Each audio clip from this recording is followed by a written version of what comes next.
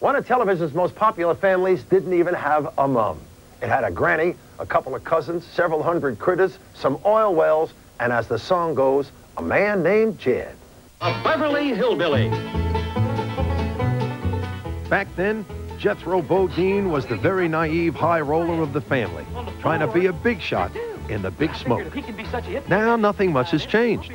Jethro is in reality Max Baer Jr. His home is Las Vegas, and he has big plans. I would hope that once I get the first one up, that I would have the possibility of becoming the McDonald's of gaming. Max's dream? To build a chain of casino hotels based on the Beverly Hillbillies. It's so crazy, it might just come off. It would look like the Beverly Hillbilly mansion, would have a giant oil derrick out in front that would explode with fire and lights. Inside, all the waitresses would be dressed like Elly May, padded like Dolly Parton. The dealers dressed like Jethro, the pit bosses like Uncle Jed.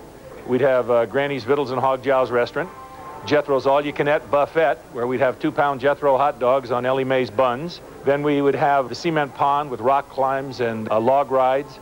If we expanded beyond that, we could have Jethro. We'll come back to Max in a moment. Meanwhile, in Orange County, Los Angeles, Donna Douglas, who played Elly May, travels the world spreading the gospel. But wherever Donna goes, Elly May is never far behind. I was raised a tomboy out in the country. It was so easy for me to relate to that. I always told you it was a slice out of my life. But as far as my whistle, I wonder how the sound man handled that one. We would have Granny's Shotgun Wedding Chapel, which is the old cabin back in the hills, put right into a... Max Baer's renewed enthusiasm for the Beverly Hillbillies comes after years of establishing himself as a movie producer. Now he's trying to strike oil with someone to finance his new venture. $100 million should swing it. If you'd like to write me a check, I'd be more than happy to go forward. As a matter of fact, Carrie Packer can write the check. It's okay with me.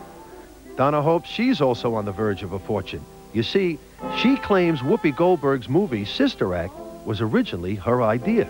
Oh, the movie business. Well, currently in a lawsuit with Disney Studios because we feel that Sister Act was our project. We presented it to Disney, we presented it to Whoopi, we even suggested Whoopi. And if her lawyers are successful, you know who'll be whistling Dixie. Sure has been nice visiting with y'all. Y'all be sure and stay tuned now, you hear? But you can have your Clampetts. For mine, there's really only one truly great television family, and this segment wouldn't be complete without them.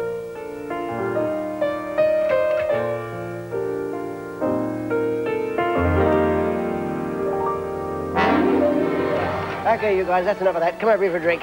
Today is a red-letter day for the Sullivans. Yeah. Dave, Grace, Kitty, Terry, Tom, and even Jack the barman together on TV for the first time since the series ended.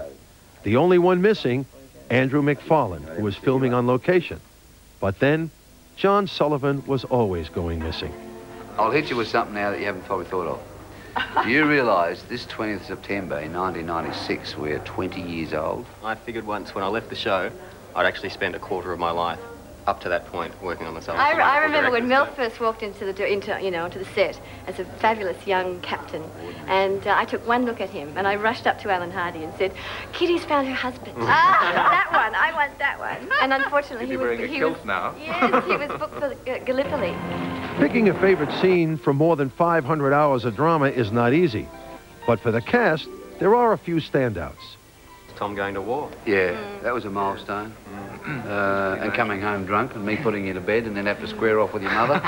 The return of Tom. Always returning. Always came back. I'll tell you a dramatic scene I remember that you did when he walked in uniform and suddenly you saw him in uniform as well. Right, that was a fabulous moment. You just went, there's your whole family, everyone right now. Dave's in uniform. After this reunion, the Sullivans go back to their day jobs.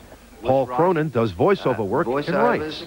Lorraine Bailey works in theater and does TV commercials. And we're bigger than Texas. Richard Morgan runs a company that sells computers. Stephen Tandy directs. Reg Gorman is never far from the stage. And Susan Hannaford exports a fashion range to the United States. So the next 40 years television. Oh, what a thought.